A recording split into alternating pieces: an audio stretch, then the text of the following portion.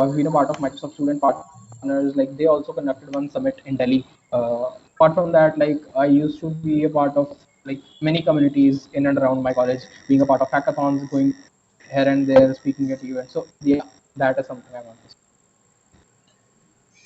Coolers, and it was nice to hear like you were DSC lead. Along with that, you were part of Microsoft Learn Ambassador.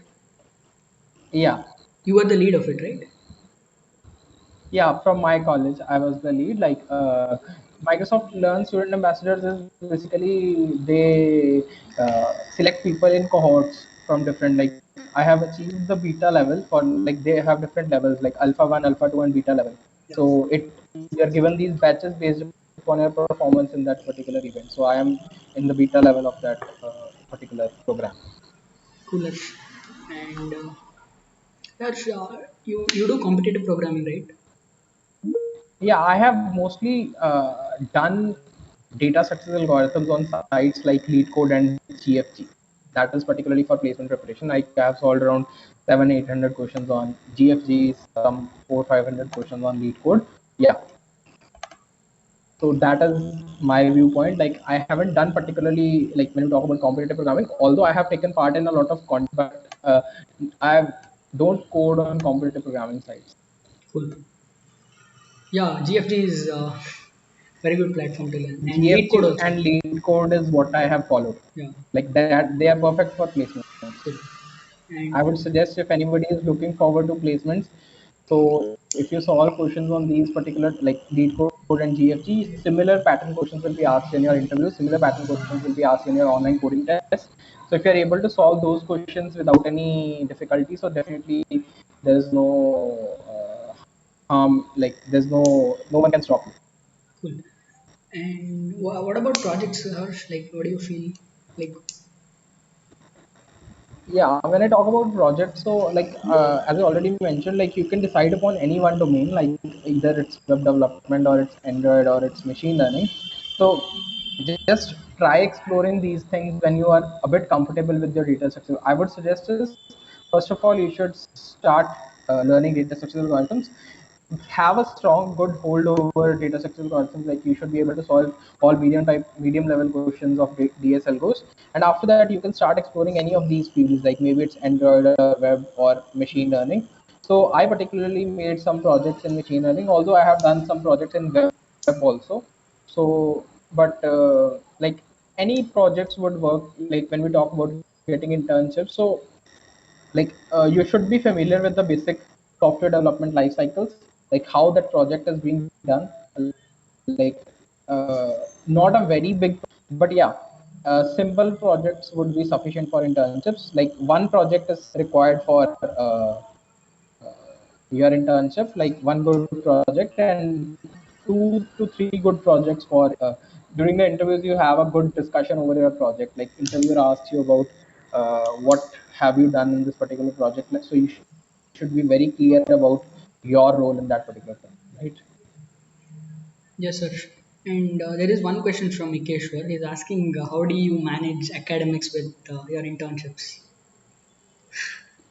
Um, Basically, like internships, like one internship I did side by side along with academics. That was for ISRO, and the internship of Samsung was in the summer vacations of 2020. So we generally get summer vacations after our second year, third year, final year. So that summer vacation time is used to like we should devote that to getting some industry experience of industry and working with them or doing an intern. So basically, that was one thing. For ISRO part, like it was during my academics, like it was in the month of December and January. So like the college was there during the daytime. So like I used to discuss with my mentor that was assigned by ISRO during the evening hours, and I used to complete the project during night time. So generally, this was the pattern that I followed during my at ISRO. But overall, it is manageable. There is no hard and fast like you can't manage both academics and internships. It's particularly very fine. And when we talk about academics, so like you might have seen that when there are examinations, so you just need to focus on those exams for the last 10 days or last 15 days that we study, like more focused upon the exams. So try to leave everything for those 10-15 days and just focus upon the coming exams. Then you will be able to score good in your academics as well, and you will be able to do all the other things that you have been doing together. So that is basically, like, I would say, maintain a good CGPA as well. That is definitely going to help you in placements as well, because many companies have the shortlisting criteria based upon CGPA. So definitely maintain a good CGPA. That will help you at each and every point of your placements as well. If you are planning for higher studies, so CGPA is very important. Yes, sir. And like they wanted to ask you like what are the some tips for getting into DSC? DSC Yeah, lead, being a DSC lead. yeah. So being a DSC lead is basically you need to fill an application form that is being released by Google developers each year. So like your college must have a DSC. Like once your college is selected for being a DSC, then like all other team members can be a part of that community of DSC. But I don't, like, if you haven't applied for this year, so definitely if you are in your current second year, or some of you are in your first year or third year, so you can apply for DSC lead position next year. You need to fill an application form. There are like certain video questions, certain essay type questions. So fill those questions. Like they will basically ask you about your community experience, about how you can explain things to people, what are your strong technical aspects. So these things will be asked in those questions. After your application is being shortlisted, then you will be called for an interview, video interview now. So that interview, basically they'll judge you, like how good are you at your communication, how can you how well you speak with people, how good you are at your technical skills. So those things will matter in the interviews. Like currently, interviews for DSC leads are going on. People applied, like 11th May was the last date for this year's DSC lead. So I have already, like, I keep people updated on my channel. I have already made one video where I talked about DSC lead and how you can be a part of DSC. So yeah, you can check that video also for applying to DSC next year. Yes, sir. And you have an AMA session right tonight at 9 o'clock. Yeah, I have one MS session on my Yeah. channel. Yeah. Please, you all subscribe to his channel. He's bringing out really cool content that is really gonna help out him and a lot of developers. Yeah. Thank you so much, Sagar, and thank you so much, Yeah. GFC chapter, for inviting me. I do follow him every day. Like whatever he puts up, I even have subscribed to his bell button. Whatever he does pops up to me. Thank you so much, Sagar. So I'll share my social media handles on the chat box. You Yeah. can try looking at them once for. Please do that. Oh, hello, Ash. Yes. Yeah, Maruti. So I have a question. So, Yeah, yeah, yeah. what are the prerequisites for becoming a DS lead? How can I know I am ready to become a DSC lead? Okay. So there is nothing as such that you should know that you are eligible to become a DSC lead. Like everyone who is passionate, who is willing to be a DSC lead, who is willing to take the responsibility. I believe that he is eligible. Like during my time when I was selected as a DSC lead, I didn't have much technical skills. I didn't have but I was more passionate about taking up things, like taking up responsibility, conducting events, more into community. So they'll judge you based upon your confidence. They'll judge you based upon how you present things. They'll judge you based upon how like you should have some technical knowledge, like maybe some projects on web, some projects on Android, some projects on machine learning. So that is one part. But yeah, so like they'll see how much passionate you are about getting into DSC and being a part of this amazing community. I would suggest you to apply for Microsoft Learn Student Ambassadors right now. Like the applications for that are, you can apply for that, and for next year you should definitely try for DSC, being a DSC. I like that is all for being a DSC lead. Like there is one detailed video on DSC, being a DSC lead, I've shared, like where I've shared all the things, like what you need to do, what you need to know. So you can go through that video also. You'll get some better clarity on this. Yeah, thank you. Just one more. Can I? Yeah, yeah. Sure, Oh, sure, sure. so how did you got to know that ISRO is looking for interns, that too particularly for machine learning? So Yeah, there just is. Uh, it was not about ISRO was looking for interns. They were. I pinged, like there is a term known as cold emails, right? So we generally email people who have certain interest in like a particular domain. So I emailed computer scientist from ISRO, explaining my interest to be a part of the organization and my previous experiences that can help them boost as well. Like that would be a mutual benefit for both the organization as well as me. So I wrote that mail and attached my resume and I shared with him. And luckily, I got the reply from them. And after that, we scheduled the interviews and finally I was selected for the same. yeah, thank you. I got my answer. Yeah, sure. Thank you so much. Thank you, Harsh. And Thank Harsh, like, thank you so much, uh, Sagar. yeah, how do you, when we are approaching data structures and algorithms, how many questions should we solve on each topic? Like, there is arrays, there is DP, there is hash.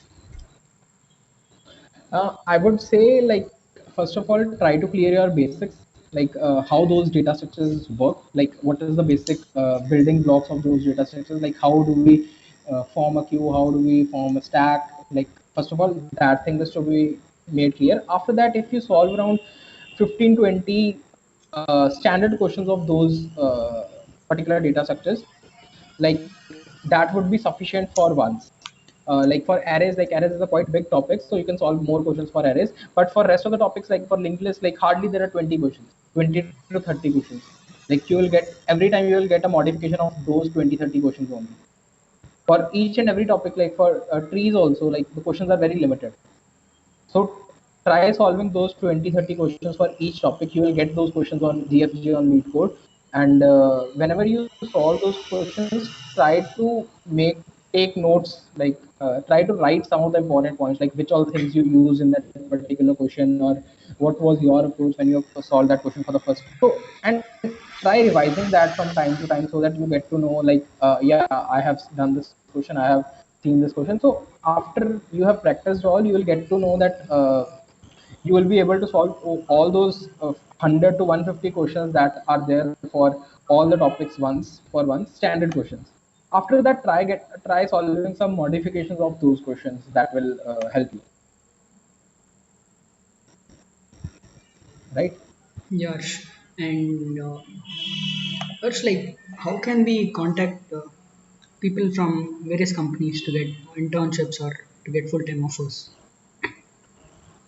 And not contacting people, basically, like cold emails work very like I would say limitedly. Like you will not be seeing that, you'll not be getting replies from people on LinkedIn, you'll not be getting replies of emails. But yeah, like there are job postings, there are information that are being circulated on particular company's page. Like nowadays many companies are hiring off campus interns Yeah. for internships as well as for full time. So try being more active on platforms like LinkedIn. Try being more active on platforms like YouTube or any other platforms. Try following people. Try following like, and do maintain your resume.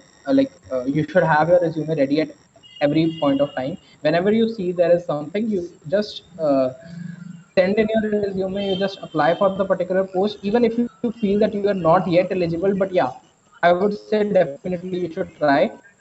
And like it's very sure that if you will be eligible or if you will be selected. But yeah, apply for the same. You will get a new experience. Maybe you will be getting the test link and you will try to solve those three questions in some time frame, and you will be prepared for the next test in a very better way. So this is something that I would like to say. Like rather than being like putting out old emails, try searching the careers website if they have any openings, or try following people on LinkedIn. That would help.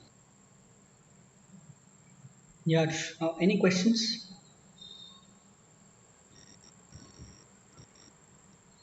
What are the resources that you recommend for a first year like us?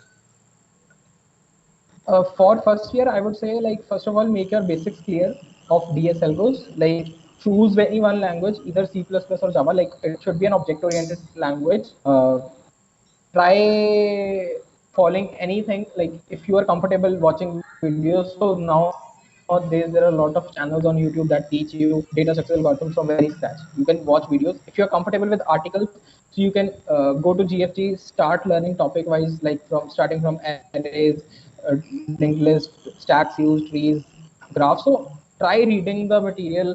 And also there is one book known as Narsimha Karumanchi. So if you have heard that particular book, so that is also a very good resource. You can get the PDF of that book online. So try getting your fundamentals clear from that book and try solving questions side by side on GFG and LeetCode. That would be the best as like if you're in your first year.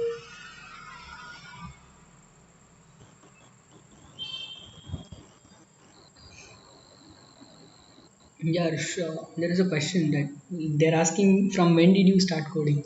Like, yeah. Have you been? No, I didn't start coding. Like in my class 12th, I had physical education as one of my subjects. I was not aware of what coding is till I was in my second semester, first semester. So I started coding in my third semester, basically, when I was in the starting of my second year. Like during the first year, we had C language, so I did some basic coding in C. But yeah, the major portion, like covering DS algos and everything, I started in my third semester. Then third semester, fourth semester, I prepared for interviews. I prepared for my coding questions and all. Yeah.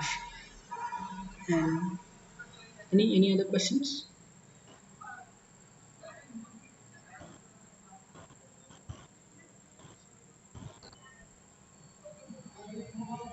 Because what were your funny experiences as an intern at Samsung?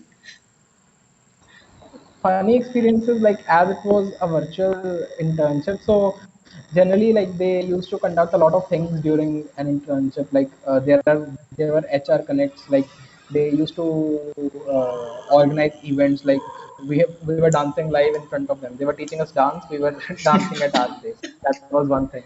Next is like we used to have certain games during that internship, like finding the things in our house. Like they'll say, like who will bring the first, like for example, find a needle and bring it in front of the camera. Who will bring it for the first time, he will win. Like these type of games we played.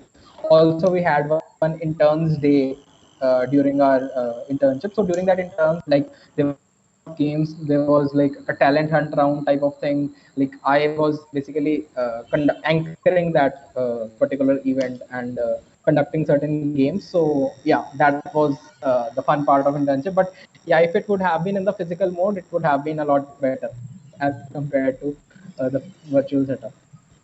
Yeah. Uh, like should, like by the end of the internship we have to prepare a report, right? Yes, So for the project that you do, yeah. like that you complete during your project. So you have to complete that project. You have to build a project report as well as presentation that to your mentor or your team, your manager. Yeah.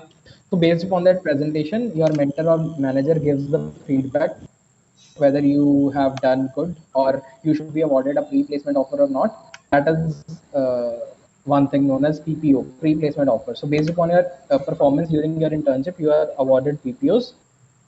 Also, like this time, due to virtual setup, they conducted separate interviews also for pre-placement offers. So I was awarded the pre-placement offer by Samsung.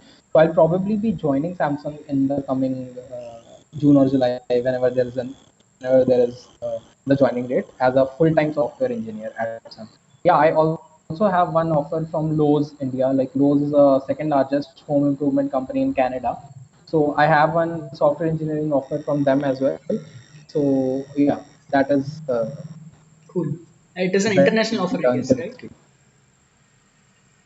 No, it is the company is international company. Like they have their stores all over the world, like in Canada and Mooseville.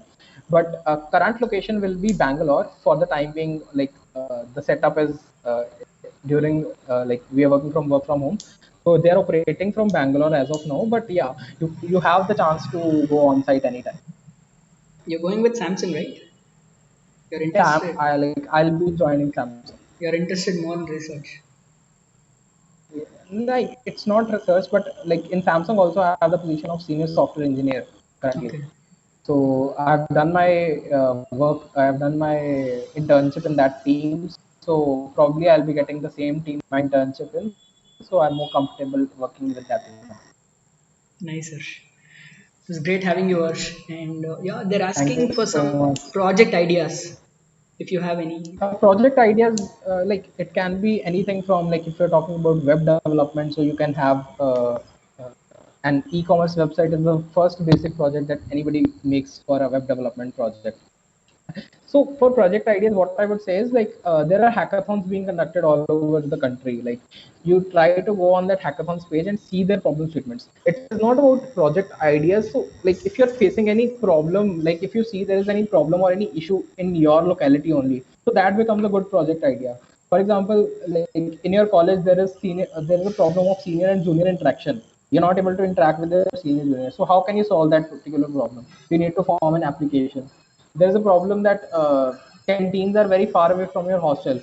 So how you can manage this thing using technology, like how you can connect, like if you can develop an app that can help the canteen deliver orders to your hostels. Like it is basically how you perceive a particular problem and then work on that problem to get that into a particular workable project. So that is basically how I would like to say.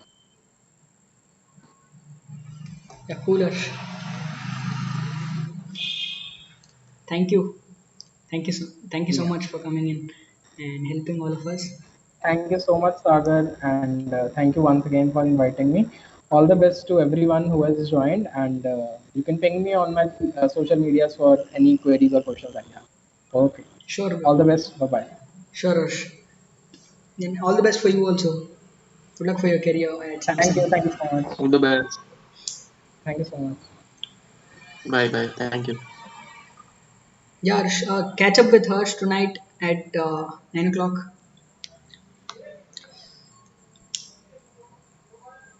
Anna, He's having an AMA session today. Like you can catch up with him. YouTube.